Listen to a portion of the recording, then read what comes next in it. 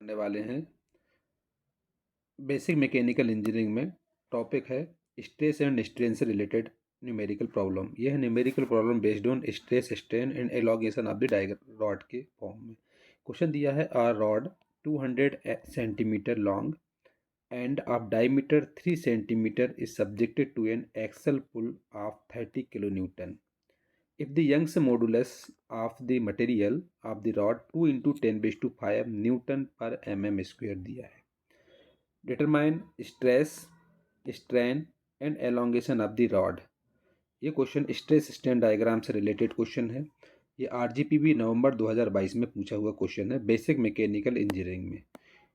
इस क्वेश्चन में दिया है एक रॉड है जिसकी लंबाई 200 सेंटीमीटर है। इसका डायमीटर जो है वो 3 सेंटीमीटर है।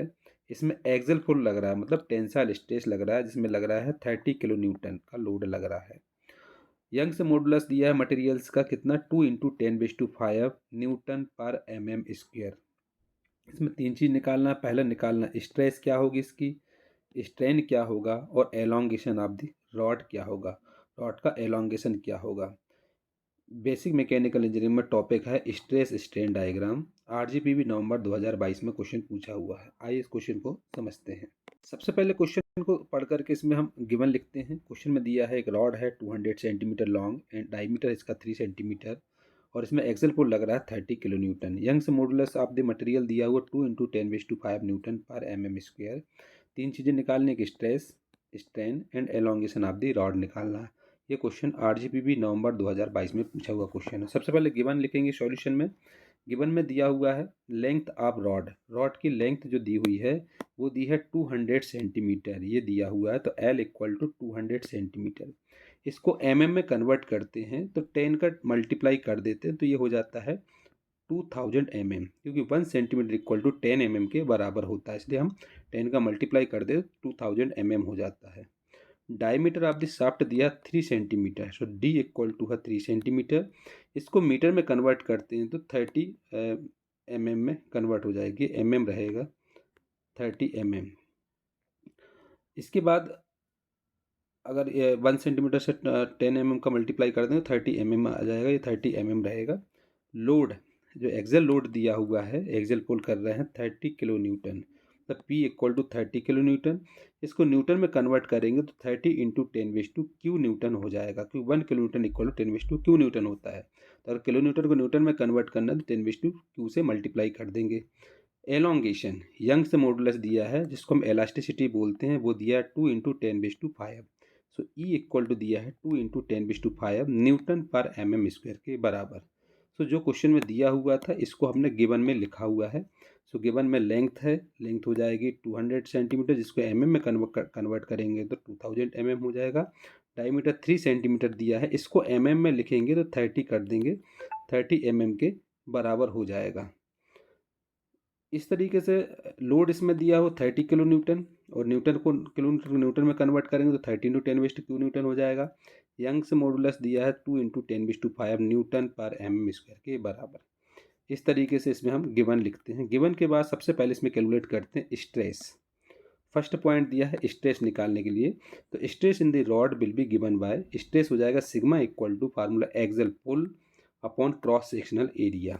लोड अपॉन एरिया होता है तो इसमें एक्सल पुल कर रहे हैं, तो P अपॉन एरिया हो जाएगा π/4 इंटू डी स्क्वायर के बराबर। P की वैल्यू कितनी रखेंगे 30 इंटू 10⁵, ये पुट कर देंगे यहाँ पर 30 इंटू 10⁵ अपॉन एरिया है π/4 इंटू डी स्क्वायर, तो डी कितना है 30 है, तो 30 यहाँ पुट कर देंगे तो ये हो जाएगा π/4 इंटू 30 का स्क्वायर। तो इसको सॉल्यूशन करेंगे अगर इसको 30 इंटू 10⁵ अपॉन π/4 इंटू 30 का स्क्वायर, ये हो जाएगा 42.44 न्यूटन पर mm स्क्वायर के बराबर। इस तरीके से इसमें स्ट्रेस निकालते हैं। स्ट्रेस हो जाएगा सिग्मा इक्वल टू 42.44 न्यूटन पर mm स्क्वायर के बराबर। चूँकि क्वेश्चन में हमको यंग्स मॉडुलस दिया है फॉर द रॉड, तो E इक्वल टू दिया है स्ट्रेस अपॉन स्ट्रेन, मतलब सिग्मा अपॉन एप्साइन के बराबर। इसमें यंग्स मॉडुलस क्वेश्चन में दिया है 2 इंटू 10⁵, स्ट्रेस हमने अभी निकाली है 42.44। इनको वैल्यू पुट करके यंग्स स्ट्रेन निकाल लेते हैं, तो स्ट्रेन को हम इस साइड भेज देते हैं और इसको हम इसके डिवाइड भेज देते हैं। सो ये हो जाता है epsilon equal to 42.44 upon 2 into 10⁵। इसको सॉल्व करते हैं तो 2.122 इंटू 10⁻⁻4 आ जाता है स्ट्रेन। तो स्ट्रेन क्या होता है, सिग्मा एप्सिलॉन इक्वल टू आ जाता है 2.122 इंटू 10⁻⁴ के बराबर। इससे हम स्ट्रेन निकाल लेते हैं। स्ट्रेन के बाद इसमें निकालते हैं elongation of the rod will given be. Elongation मतलब डेल एल, क्योंकि मालूम है स्ट्रेन का formula del equal epsilon equal to होता है del L upon L, change in length upon original length. तो एप्सिलॉन को हम इसको मल्टीप्लाई के हिसाब से तो डेल एल निकालना है इसमें, तो इसके सेट भेज देंगे तो डेल एल इक्वल टू हो जाता है फार्मूला एप्सिलॉन इंटू एल के बराबर। तो इसको वैल्यू पुट करते हैं तो ये कितना हो जाएगा, del L equal to epsilon into L. तो एप्सिलॉन कितना है, यह 2.122 इंटू 10⁻⁴, ये इंटू एल जो है लेंथ है 2000। इसको सॉल्व करेंगे तो इसको जब सॉल्व करेंगे तो पूरा सॉल्यूशन इसका आ जाएगा 0.4244 mm के बराबर।